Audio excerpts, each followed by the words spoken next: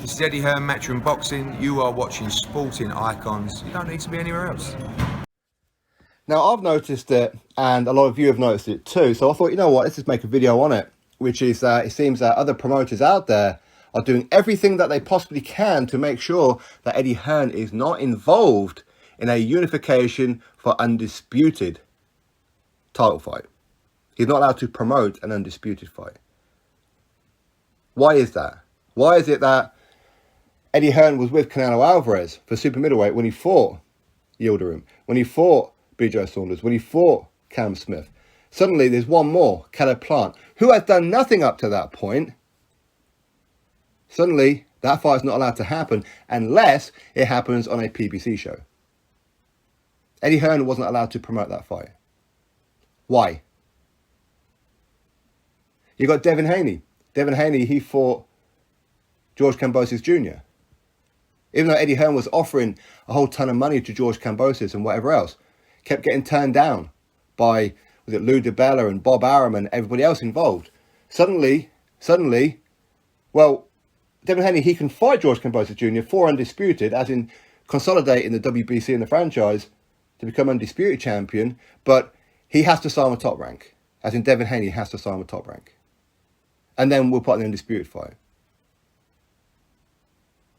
It doesn't make sense. I don't get it. I don't get it.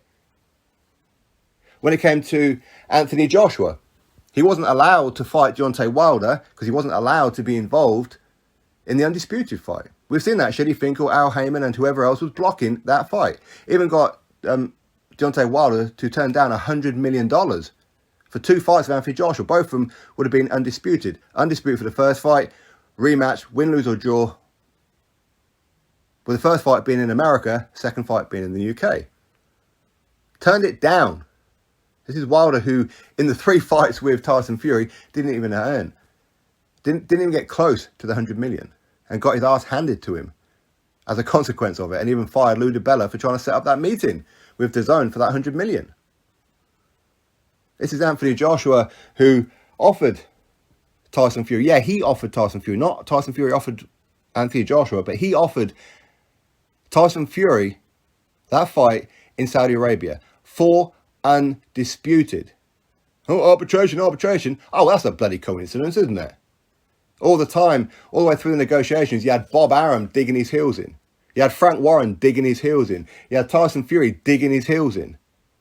Coming up with TikTok things and all these kind of other kinds of excuses. Although, to be fair, we do have to give Frank Warren a bit of leeway. He wasn't really sitting either side of it. For him, it's just a case of, well, let's just get it over the line and let's see what happens. And then suddenly the arbitrator rules in Deontay Wilder's favour. The day before it's meant to be announced between Joshua and Fury. Isn't that a coincidence? What, are we not allowed to be conspiracy theorists on this one? And then suddenly you see Bob Arum saying how, no, we're not even going to offer Deontay Wilder step aside. You got Tyson Fury saying how Deontay Wilder wanted 20 million to step aside, but I ain't going to pay it to him. And he's joking around and laughing at Eddie Hearn because Eddie Hearn didn't get this fight done. I mean, what is this? Why are promoters so dead set against Eddie Hearn having an undisputed fight? For what reason? Currently, you've got Bivol, WBA champion. Then, of course, you've got Beterbiev, who's got the other ones, the IBF, WBC, and WBO. But Bivol isn't allowed to fight Beterbiev. No. You got Bob Arum trying to get Beterbiev in to fight Anthony Yard. Anthony Yard, who WBO mandatory for the second time, even though he lost to Kovalev, come back, fought an absolute bin man, then lost to Lyndon Arthur, then fought another bin man, beat him, then of course he defeated Lyndon Arthur. But what, he's suddenly WBO mandatory, and that's going to get in the way of an undisputed light heavyweight title fight? Because Bob Arum says, ain't nobody wants to watch that fight. Again, Bob Arum is stopping, or it certainly appears that he's stopping Eddie Hearn putting on an undisputed fight. It seems that Beterbiev is not allowed to go to DAZN to fight for undisputed. He's not allowed to do it. It seems that all these promoters have got it in, are just digging their heels in to block Eddie Hearn from making an undisputed fight. What is that? I really don't understand it. Now, don't get me wrong, of course, Eddie Hearn, he has done the Katie Taylor undisputed fight. Absolutely, yes. And of course, he was involved with Alexander Usyk when he was undisputed cruiserweight champion, when he defended those belts against Tony Bellew. But they weren't two champions coming together to create an undisputed. With Kate Taylor, yes, of course it was. But again, that's women's boxing. I don't know why these promoters are so dead set against Eddie Hearn putting on an undisputed fight. I don't understand it.